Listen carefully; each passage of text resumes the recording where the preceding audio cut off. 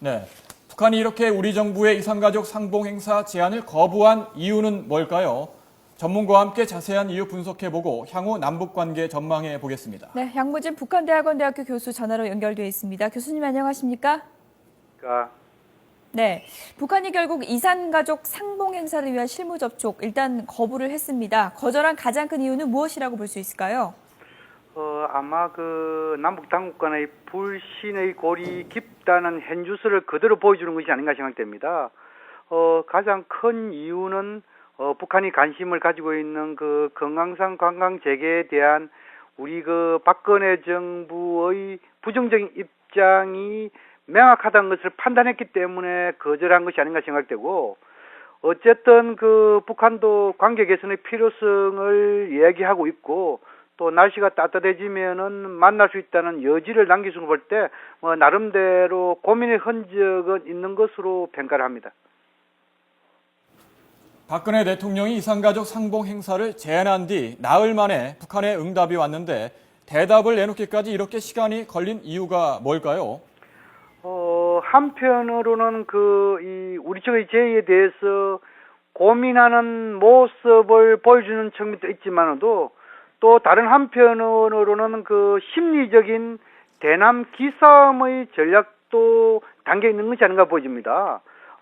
또한 그리고 이 북한도 남북 관계 개선의 필요성은 알고 있지만 아직까지 북한 내부적으로 남북 관계와 북미 관계 그리고 육자회담에 대한 명확한 입장 정리가 좀 덜 된 측면도 있는 것이 아닌가 그렇게 분석합니다. 거부했지만 여지는 남겨놨습니다. 좋은 계절에 만나자라는 얘기를 했는데요. 여기서 좋은 계절이라고 하면은 언제쯤으로 예측해 볼 수 있을까요?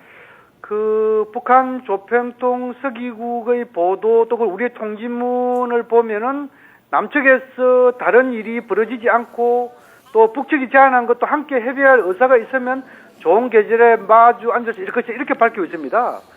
여기에서 남측에서 다른 일이 벌어지지 않는다는 것은 아마 자극적인 한미 키 리저브 훈련, 이 한미 군사 훈련을 좀 자제해달라는 그러한 메시지가 담긴 것으로 보여지고, 또 북측이 제안한 것도 논의하자. 이것은 아마 금강산 관광 재개 문제도 논의하자 이런 것으로 보여지는데, 결국은 따스한 날, 좋은 계절이라는 것은 3월 한미 군사 훈련이 지나서 이산가족 상봉 문제와 관광 재개 문제 그리고 남북관계 재반 문제를 하나의 테이블에 올려놓고 남북 당국 간에 만나서 논의하자 이러한 촉구 메시지도 함께 담긴 것이 아닌가 생각됩니다. 네, 북한이 문제를 삼은 거는 한미 양국의 연례 군사 훈련인데 그렇다면은 북한이 긴장을 고조시킬 가능성은 없겠습니까?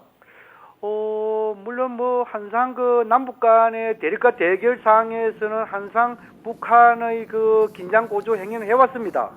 중요한 것은 2월 하순부터 3월 초순 사이의 한미 키리조 훈련, 이것이 예년과 비슷한 훈련, 이거에 대해서 또 북한에 또는 중국에서 우회적으로 잘 설명을 하면은 큰 문제가 없었겠지만도, 그러나 지난해처럼 이 항공모함이라든지 또는 전폭기 스텔스 52기 이런 모든 최고의 규모를 가지고 한미 군사훈련을 한다면은 앞으로 남북 당국 간의 회담뿐만 아니고 이산가족 상봉 문제는 쉽지 않을 것이다. 저는 그렇게 생각합니다. 예.